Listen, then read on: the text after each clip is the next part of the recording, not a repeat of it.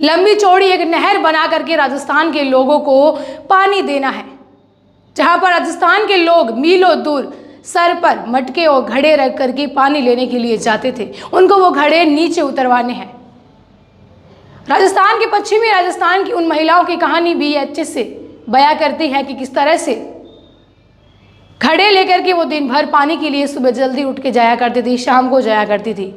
पानी की बूंद बूंद के लिए राजस्थान तरस जाता था। घी से ज़्यादा मोल पानी का हुआ करता था। 1948 में किसी ने सोचा कि क्यों नहीं यह एक नहर लाई जाए।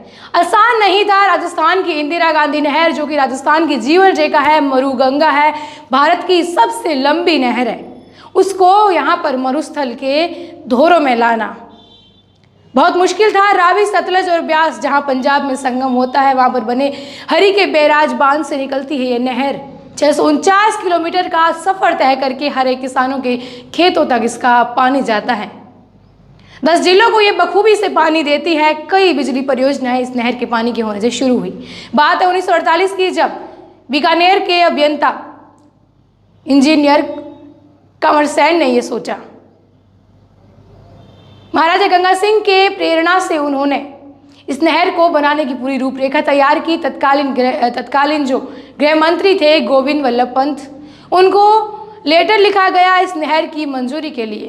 उन्होंने मंजूरी दे दी, नहर का काम शुरू हुआ। लेकिन आधुनिक मशीनें नहीं होने के कारण ऊँटों से वहाँ की रेत हटाई जाती थी। ऊँटों पर लाद करके रेत को ले जाया जाता था। आज ये आधुनिक तकनीक जो 1 घंटे में बोरवेल बना सकती है, वो पहले कुछ भी नहीं थी। ये बात है 1948 की। नहर का कार्य चल रहा था लगातार, क्योंकि ये 1 महीने 2 महीने या कोई 12 महीनों में बन करके तैयार नहीं हो सकती थी। कंवर सेन को इंदिरा गांधी नहर का जनक माना जाता है, इसलिए क्योंकि रूपरेखा तैयार की उन्होंने।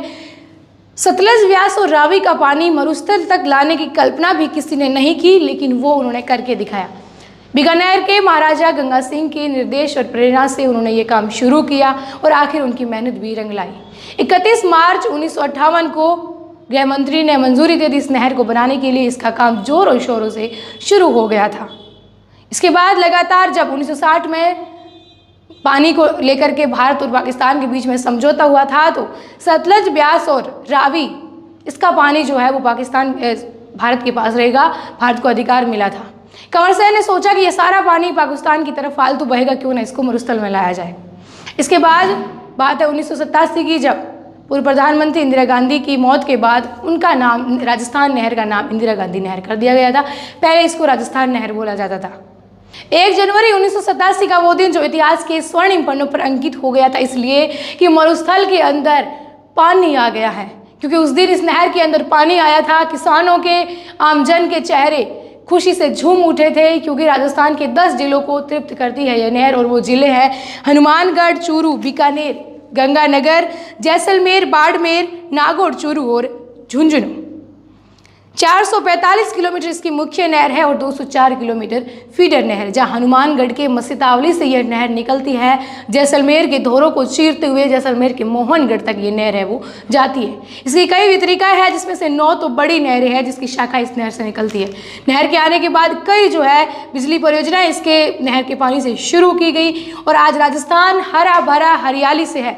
जहाँ राजस्थान में मरुस्थल में बारिश कम होती थी, अकाल पड़ते थे, जहाँ लोगों ने अपनी ज़िंदगी में 56 अकाल जैसे जो है भयंकर अकाल देखे थे, जहाँ लोग खाने को तरस गए थे, पशु हरी घास को तरस गए थे, पेड़ सूख चुके थे। खेजड़ी के पेड़ के अलावा कोई भी जो पेड़ है वो हरे भरे नहीं रह रहे थे। उसके बाद इस तरह से ये मरुगंगा, इसीलिए राजस्थान के लोग इसको कहते हैं, जिस तरह से यहाँ पर हरियाली आई, ये पूरा रेगिस्तान हरा भरा हो गया, भरपूर बारिश होने लगी और आज इस रेगिस्तान की सूरत है वो भी अलग है। फिलहाल इस नहर, ये जो नहरबंदी की गई थी क्योंकि इसमें मरम्मत चल रही थी, वो नहरबंदी अभी इंदिरा गांधी नहर की खोल दी गई है। ये किसानों के लिए फिर से एक खुशी की लहर है। तो ये इंदिरा गांधी नहर परियोजना अपने आप में एक कहानी बयां करती है और ये जो एक संकल्प था इंदिरा गांधी नहर परियोजना बनाना इंजीनियर कंवर सेन का, वो पूरा हुआ था। तो कह सकते हैं कि ये इतिहास की एक कहानी खुद बयां करती है। ये राजस्थान की मरुगंगा जीवन रेखा इंदिरा गांधी नहर। आप जुड़े रहिए द खटक से, मैं ममता। शुक्रिया।